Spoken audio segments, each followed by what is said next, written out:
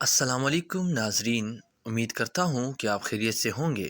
Historical events میں ایک بار پھر سے خوش آمدید۔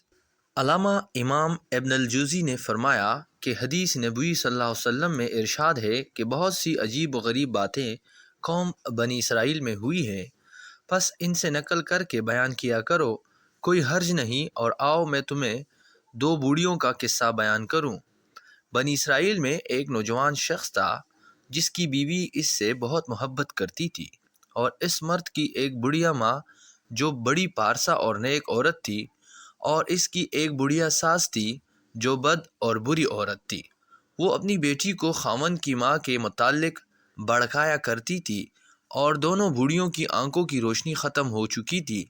اس نوجوان کی بیوی ہمیشہ اس کے پیچھے پڑی رہتی تھی کہ تو اپنی ماں کو گھر سے نکال دے۔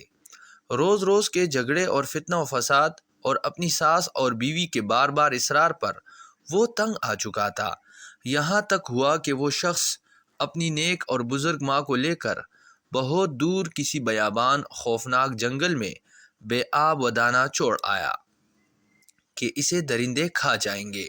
اس ضعیفہ ماں کو وہاں چھوڑ کر لوٹ آیا۔ اس کے بعد اسے درندوں نے آ گھیرا۔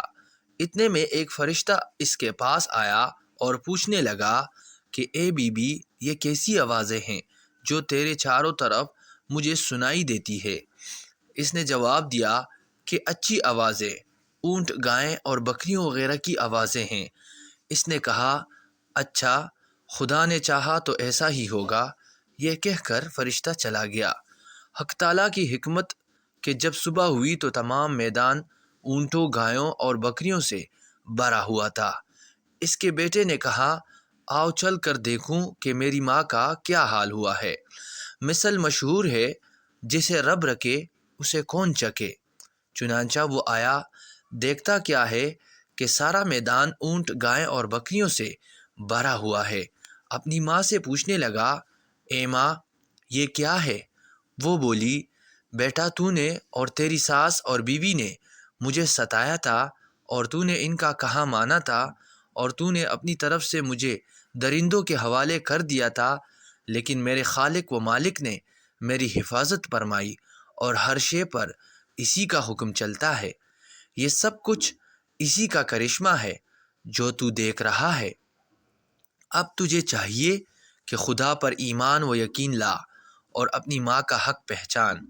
اس کے بعد وہ اپنی ماں کو اٹھا کر لے گیا، اور جو کچھ خدا تعالیٰ نے اس پارسا عورت کو عطا کیا تھا، ہانگتے ہوئے اپنی ماں کو لے کر اپنی بیوی اور ساس کے پاس پہنچا تو وہ سخت حیران و پریشان ہو گئے کہ یہ کیا ماجرا ہے۔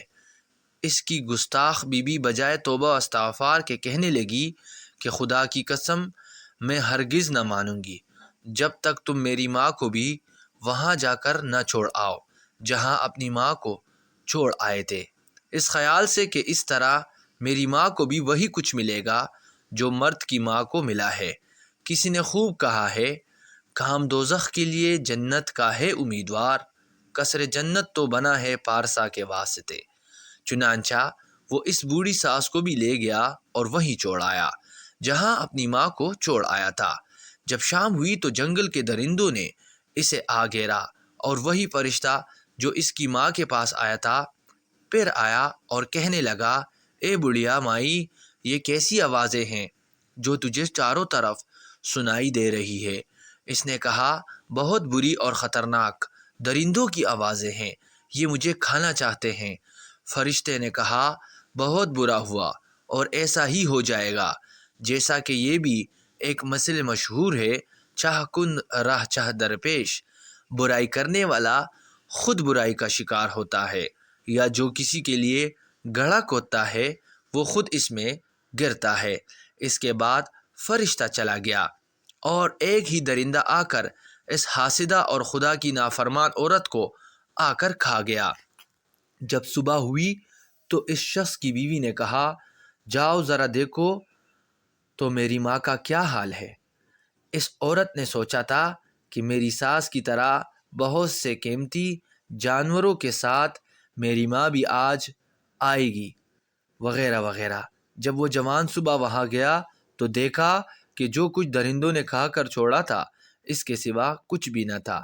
اس نے اپنی بیوی کو اس کی ماں کی کچھ ہڈیاں لا کر دی اور وہ نافرمان عورت غم کے مارے فوراً مر گئی۔ نہ خدا ہی ملا وصال صنم، نہ ادھر کے رہے نہ ادھر کے رہے۔ دوستو اگر آپ کو ویڈیو اچھی لگی ہو تو کائنڈلی شیئر کریں، لائک کریں اور سبسکرائب کریں۔ چینل کو ضرور سبسکرائب کریں۔ شکریہ۔